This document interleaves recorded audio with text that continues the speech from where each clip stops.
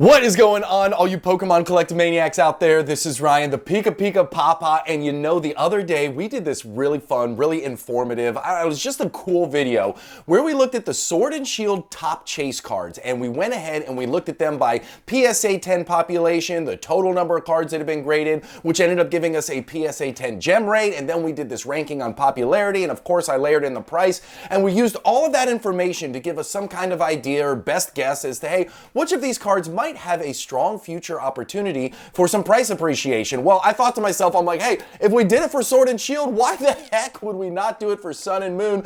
So guess what? Here it is for Sun and Moon. Now, you don't have to pause or drill down because I'm going to get into this in a much bigger scale so you can see it in just the next page. But I'm going to tell you right now, the learnings from Sword and Shield and then doing this again for Sun and Moon, it was absolutely fascinating and eye-opening. And I will tell you this, I have been saying this for a long time. I feel like a lot of the future price appreciation is already built into tons of these Sun and Moon singles. But if the Pokemon community continues to grow, if the hobby continues to grow, if more people pile in, if more investors start to come in, after doing this video, I am more and more bullish on some of these Sun and Moon epic chase cards in PSA 10 holders than I've ever been before. Now, let me show you the why behind that, right? So here's the Sun and Moon breakdown in a much bigger scale so you all can look at it. So what I did was I took all of the Sun and Moon singles and I just ranked them on raw card value, right? So then I said, okay, these are the most expensive raw cards here, and let's go ahead and look at their PSA 10 population. Let's look at the total number of cards that have been sent to PSA to get graded. Then we end up in that next column with the PSA 10%, or what we call that is a gem rate, right? So out of all these cards that were sent, how many of them or what percentage of them ended up in a PSA 10 holder, right? And then I used this popularity column right here, and I got to explain that. So every single month for the last, I don't know, 15, 16 months now, I get a report which shows me the actual cards that are graded at PSA, specifically in the TCG space. And it not only shows us the most graded cards, it shows us the most graded sets, the most graded characters, etc., etc., etc. So what I did was I said, hey, listen, if any of the characters who are listed on this list have also been on that most graded character list from PSA, I'm going to give them a popularity of 1, and it's going to flip that column to green. Now, if it gets a popularity of 2, it doesn't mean it's bad. If it gets a popularity of 1, it doesn't mean it's good. All it means is that these characters have seen a lot of grading volume at PSA, which to me means the market is invested in it, which to me means the market has a lot of interest in it. And I also like to color code things because when I'm trying to digest big swaths of data, colors help me do that with my little pea brain. So that was why I did this. And then of course I layered in the price over there on the side because it's really interesting to look at a lot of these prices. And when we get further into this video, we're going to do some comparisons of some of the cards on this list for some of the cards on the Sword and Shield list. We're going to look at just cards on that. We're going to do all kinds of fun stuff. And at the very end, we're going to compare the big chase card from Sword and Shield to the big chase card in Sun and Moon. And it is going to be a ton of fun. Now, before I get into the rest of that, if this kind of stuff excites you, if you think it's cool, we do this stuff all the time on this channel. So hit that subscribe button. If you have questions or comments, drop them down below. And as always, if you like what you see, give us a big old thumbs up. I put a ton of work into this. I have fun doing it. I'm happy to do it. But any of those 3 small things go a long way in helping me out. And I really appreciate it. So some of my initial takeaways, which were really, really cool, was when you look at the average PSA 10 population of Sword and Shield cards versus these Sun and Moon cards, this is what really jumped off the page at me, right? Like obviously Sword and Shield, there's a lot more of them that were printed. Obviously in Sun and Moon, there wasn't quite the demand for graded cards that there is now. People weren't as concerned with the quality as they are nowadays. But the overall average for the PSA 10 population from the Sword and Shield chase cards was 6,300 in a PSA 10 case. In the Sun and Moon block, it's only 1,060. That's such a crazy number.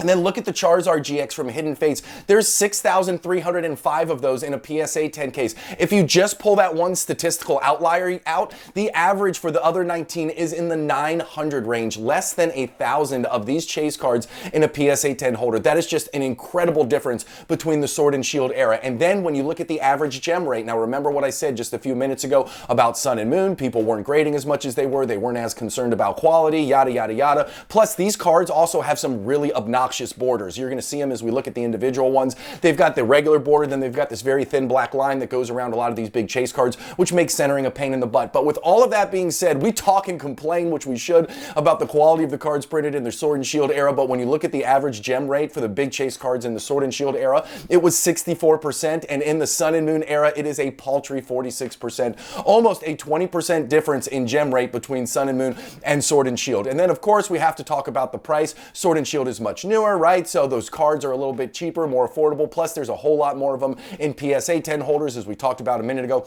The average price for the Sword and Shield cards is $261, with the average price for Sun and Moon, being almost $600. But again, you've got three big statistical outliers there. You've got the Burning Shadows Charizard at $2,300. You got the Lovebird sitting there at $1,750, and then you got the Lily from Ultra Prism at $1,000, almost $100, right? Almost $1,100 for that card. So when you take those three out, again, that average drops right back down in line with the Sword and Shield. So I mean, those were some of my biggest takeaways just at the macro level. Now, obviously, we're going to go ahead and look at some of these individual cards, and we're starting off with two of the cards that I just feel like I learned so much about these two cards, and it is just amazing to me. We're going to start with the Charizard from Burning Shadows. I knew it was a hard grading card. I knew it was super expensive. I knew that the PSA 10s were going for a ridiculous amount of money, but at certain points, I didn't understand the why, but now I understand the why, and to be honest with you, I think $2,300 for this card is justified. $2,300 is a ridiculous amount for a ultra modern Pokemon card, but look at this.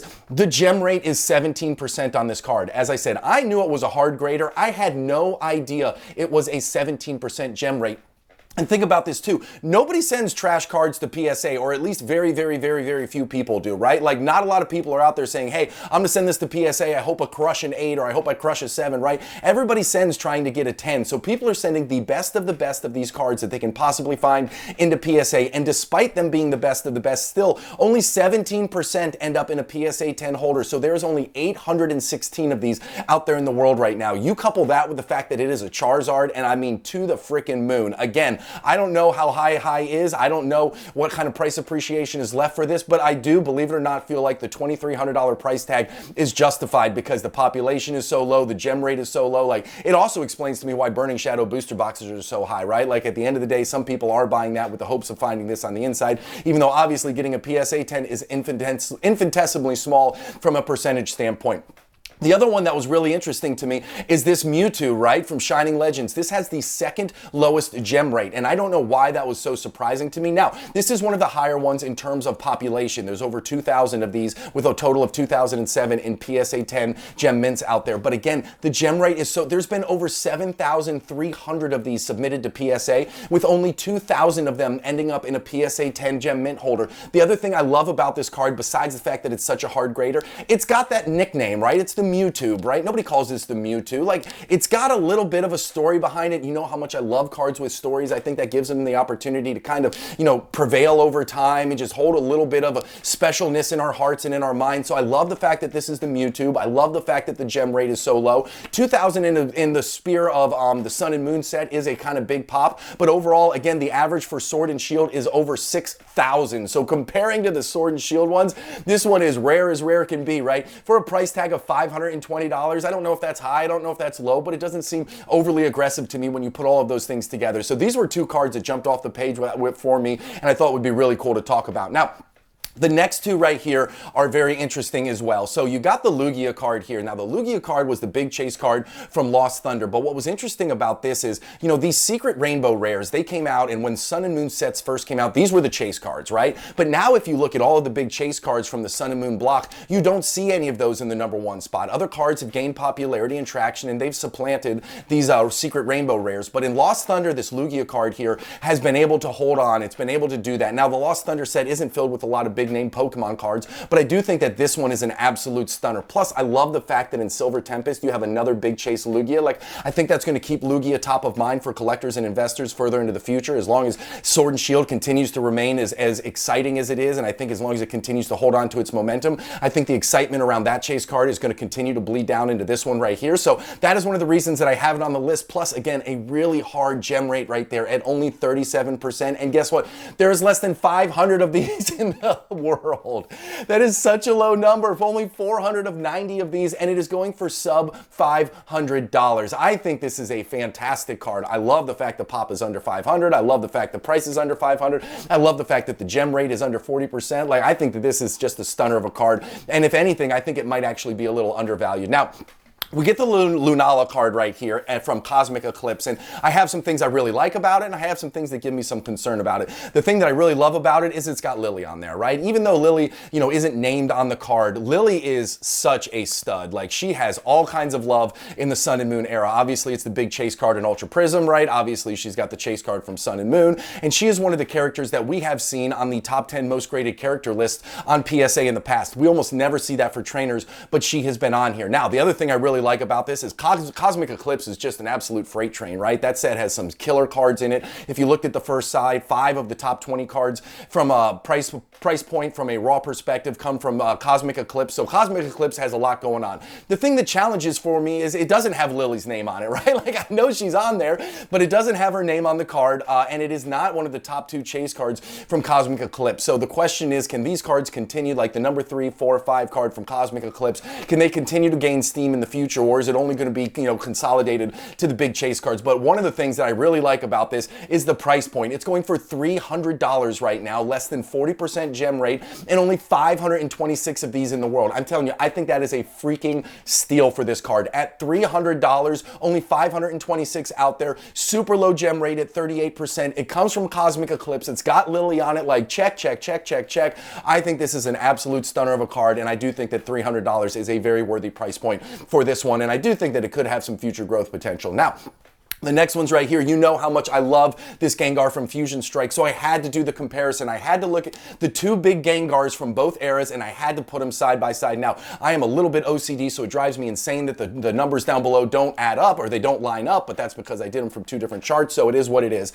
But when I look at this Gengar, okay, from Fusion Strike, again, look at the population. Remember, the average population for Sword and Shield chase cards was over 6,300. This one comes in below that at 5,200. The gem rate is up there at 62%. There is going to be more Fusion Strike open. There is going to be more of these flooding into the space, and it won't be a small number. I think we have to wait a couple years until we're going to see that number start to come down. There'll probably be 100, couple hundred per month that flood in, maybe over the next 5-6 months, and then maybe we'll start to see it tail off. But at $400, that's not a bad price. If you think this is going to be a top 3 card from the Sword and Shield era, $400 for a PSA 10 copy of this might not be too bad. I certainly like the artwork on the Fusion Strike one more than the Team Up one. But then when we think about Team Up is the big set from the Sun and Moon era. It is not debatable. There's no argument. Team Up was short printed. It's got some awesome cards in it. It has the big chase card from the whole Sun and Moon era in that Lovebirds card. So there's all kinds of things about the Team Up set that makes this card popular. And then when you look at the population report, there's only 828 of these in population. Now,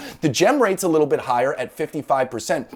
But still sub 1,000. And think about this. How many people do you think are out there ripping Team Up booster boxes? Not a lot of people are ripping $2,000 booster boxes, right? Matter of fact, not a lot of people are ripping Team Up product either way. Not a lot of people are ripping Elite Trainer boxes. So when I think about the protection, like, this is probably going to end up as a sub 1,000 pop card. A sub 1,000 pop card from the biggest set from the Sun and Moon era, plus Gengar is a huge name Pokemon, right? But the price on this is $642. And I never thought I would say this. This is really weird. But if I was going after that Gengar from Fusion Strike in a PSA 10 holder, I personally would wait another couple months. I'd save a couple extra nickels. I would try and get up to $650 because I think I would much rather have this Gengar from Team Up. I just would. From the art perspective, I like the Fusion Strike one, but from an investment perspective, I think it's going to be really, really hard to beat this Gengar from Team Up. It's going to be a sub 1,000 pop. It's from the biggest set in Sun and Moon. I just think that card has got a very bright future in front of it, and I never thought I'd say that, but I actually prefer the one from Team Up from an investment perspective. Now, the next one's right here. In the Sword and Shield video that we did, we spent a lot of time talking about this Chase Charizard from Brilliant Stars. We talked about, hey, there's 8,000 of them in PSA 10s. The gem rate was a little bit lower than some of its peers, coming in at 57%. But hey, it's $243, which isn't a ton of money, really, when you think about a big Charizard Chase card. So I thought it'd be really cool to slam it up against and compare it to the Charizard GX from Hidden Fates, right? We talked about how, compared to its peers in Sun and Moon, there is a ton of these in a PSA 10 holder, right? Over 6,300 of them. Pretty close to the same gem rate at 51%, but the price is much higher, right? This one is going for $635, right? Like 2.5, almost 3x what the Charizard from Brilliant Stars is going for. Now, just as I said about the Fusion Strike card, but I will say I think there will be more of these. Brilliant Stars still has a lot out there to be open. Fusion Strike is at least sold out on the Pokemon Center. Brilliant Stars is still available at MSRP from a booster box perspective on the Pokemon Center. So I do expect a lot more of these Charizards to come into the population. Is it going to end up being at 9,000, 10,000, 11,000, 12,000.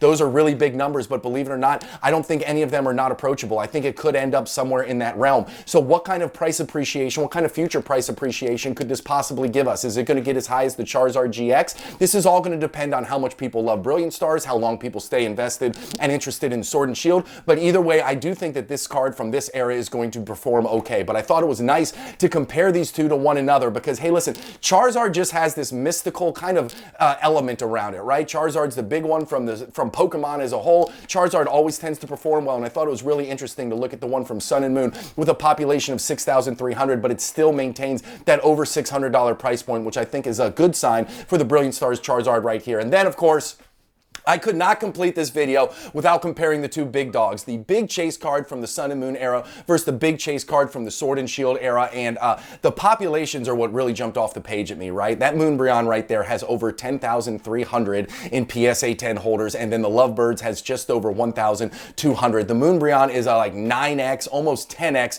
compared to the Lovebirds cards. And then when you look at the gem rate, the Moonbreon has a 75% gem rate. Again, that is incredibly high. That is absolutely insane. And the Lovebirds is much lower than that, coming in at sub 50 at 48%. Now, the price of the Moonbreon is much less. It's about half of that, right? Coming in at $900. And then you got the Lovebird card right there coming in at $1,750. But this is going to be interesting. Evolving Skies is starting to get to that price point where I'm thinking to myself, not a lot of people are going to be ripping it, right? Booster boxes are going for $650, $700. By the time this video gets to you, it could be over $700 for a booster box for Evolving Skies. Again, I don't think a lot of people are going to be ripping that product. Now, there is some small ancillary products. There's some boxes that have Evolving Skies in it, so people will be opening those. So I do expect more Umbreons, more of these Moonbreons to be coming into the population.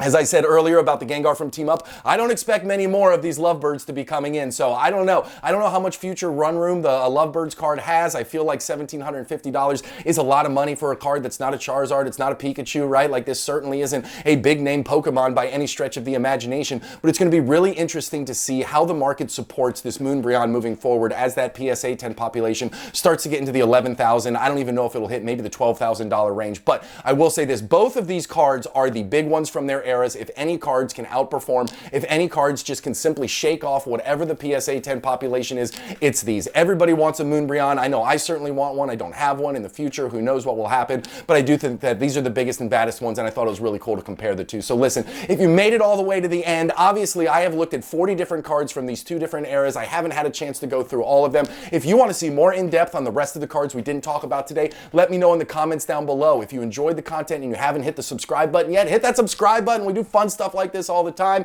And if you appreciate the work that I did, give me a big old thumbs up. I can't thank you enough for watching. I hope you have an epic one, and I'll talk to you all soon. See you later, everybody. Bye.